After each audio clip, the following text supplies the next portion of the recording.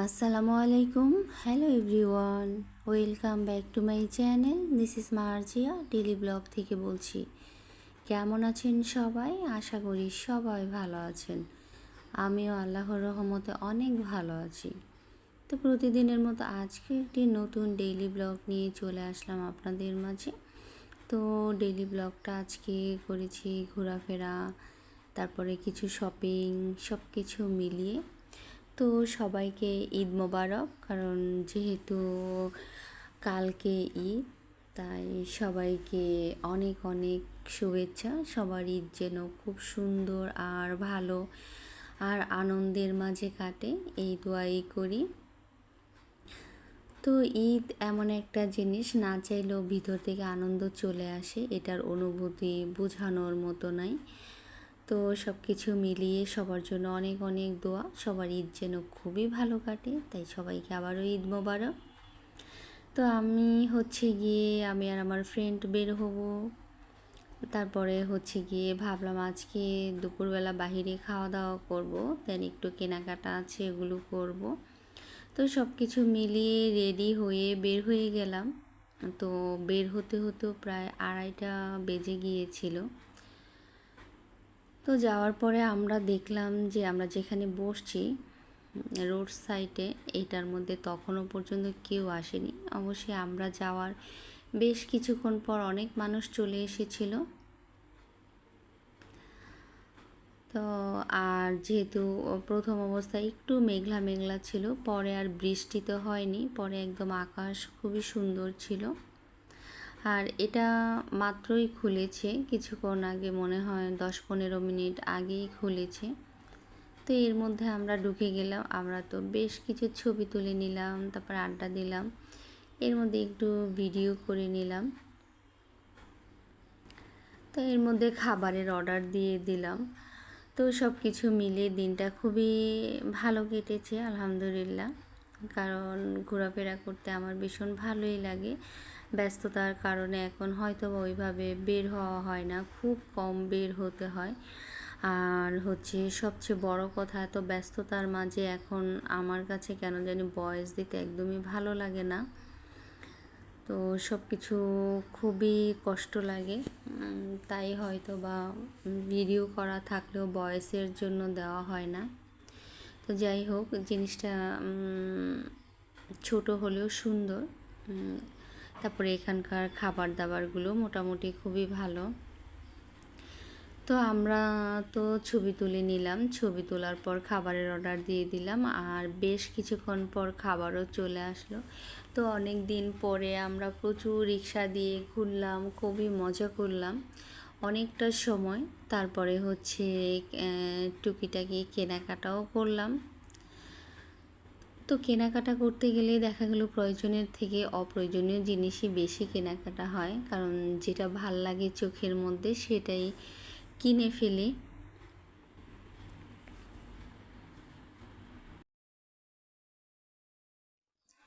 তো এটার আবার একটা রুফটপও আছে। তো রুফটপের মধ্যে গিয়ে একটুখানি গেলাম, যাওয়ার পরে একটুখানি ভিডিও করে নিলাম। তো এর মধ্যে খাবার চলে আসলো।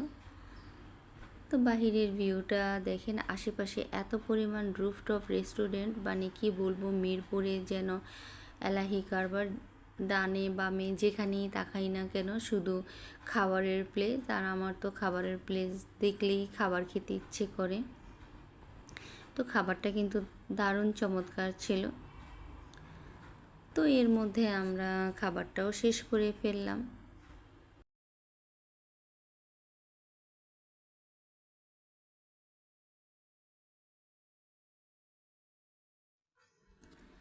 তো খাবার শেষ করে তো চলে গেলাম, ঘোরাফেরা করলাম, অনেক সুন্দর কেনাকাটা করলাম। আর গিয়ে তারপর তো একদম সন্ধ্যার দিকে বাসায় চলে আসলাম। আর যেহেতু কালকে ঈদ, অনেক কাজ, এত কাজের প্রেশার, আসলে কি বলবো, কাজ করতে করতে জীবন শেষ। তারপরও এই কাজের মধ্যে খুব আনন্দ আছে একটা, এত মানে ভালো লাগে, এত আনন্দ লাগে আলাদা।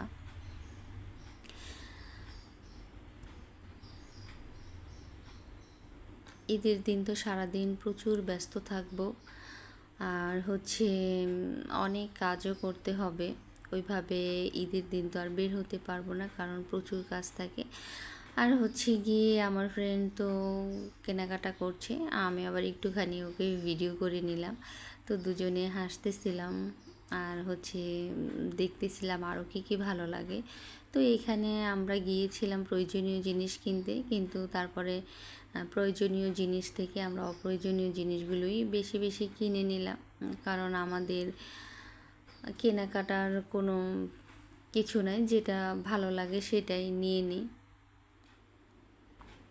তো আমার সাথে দেখতে থাকুন কত সুন্দর সুন্দর এখানে সাংসারিক জিনিস পাওয়া যায়, বা এখানে হচ্ছে গিয়ে যা চাইবেন তাই পাবেন। এত ক্লাসি জিনিসগুলো আমার কাছে তো ভীষণ ভালো লেগেছে। আমার ইচ্ছে হয়েছিল যে আমি সবগুলো জিনিসই এখান থেকে নিয়ে আসি, বাট সব কিছু তো ভিডিও করা সম্ভব হয়নি। আমি হালকা হালকা একটু ভিডিও করে নিলাম, কারণ এত পরিমাণ মানুষ ছিল, তাই আমারও ভালো লাগছিল না ভিডিও করতে।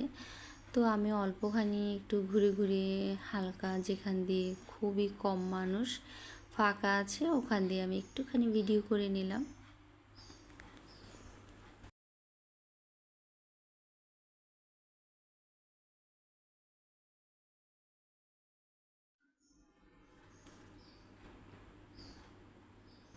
তো অলরেডি কেনাকাটা শেষ, তারপরে তো বাসায় চলে আসলাম। বাসায় চলে আসে রাতের বেলা, যেহেতু দুপুরবেলায় রান্না করেছিল আজকে, তো দুপুরের খাবারটাই ছিল। আমি যেহেতু বাইরে খেয়েছি আর খাওয়া দাওয়া হয়নি, তো বাসায় আসার পরে রাতের বেলা খেয়ে নিলাম। এর মধ্যে আমরা বিকেলবেলা কফি খেয়েছি, ঘোরার পর এত খারাপ লাগছিল।